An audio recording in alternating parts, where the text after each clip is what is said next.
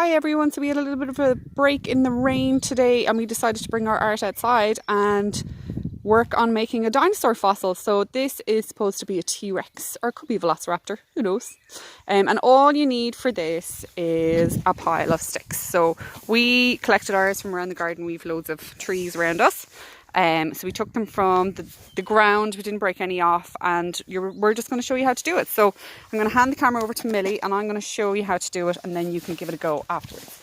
The first thing you need to do is get your longer sticks together and work on getting your dinosaur's kind of spine in place. So I'm going to go from the tail right up as far as the neck. The next thing I need to do is get my little sticks, which Luke's going to pass me over, and I'm going to start putting my dinosaur's ribs in place. Thanks, Luke. Oh, we might keep that one for a claw. So you kind of have to look at your sticks and see what they look like. So any ones that are little, as you go down the tail, the sticks get tinier, like this. He's not really making sense yet, but he will, I promise. Don't worry. Yeah, and it's a good idea as well to have a look at kind of, if you have any books on dinosaur fossils, they might help too. Okay, I'm going to go back up here again. Get these ones. So these are all kind of mid-sized sticks, so we're going to use those for our dinosaur's ribs, like this, and build them up. Is he starting to look good, Millie? Yes. Excellent. Okay, are we running out of sticks? No, we're not. No. I might be able to borrow one off this one. Okay, so that's probably enough for his ribs. And then Luke picked this really cool one for his claw, so I'm going to put that one in there. Have you got one for his head as well, Luke?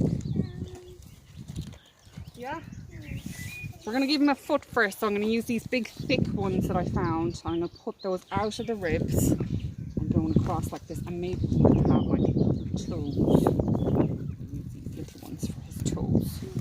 And then we're going to start to make his head. So I've got this curved stick. So we've got the top of his head there and his jaw. Would this work for his head? That might work. We can break that up a bit. And then we're going to go back in there towards his head. So kind of like an outline. And then we've got the top of his head there. Oh, he's starting to look good now. Yeah. Do you want to get me, have we got an eye or anything? Maybe this could be his eye. You can get stones for his eye. You could use dandelions or stones or whatever you can find. Oh, he's looking good now, I think. I really like him. One?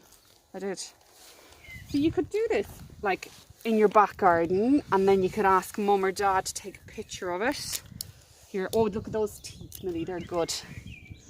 And if you wanted to make him into more of a stegosaurus type dinosaur, you could give him spikes out the back of his back. Need a lot of sticks. You need a lot of sticks, but you don't have to use sticks, and if you want, you can just draw them in chalk.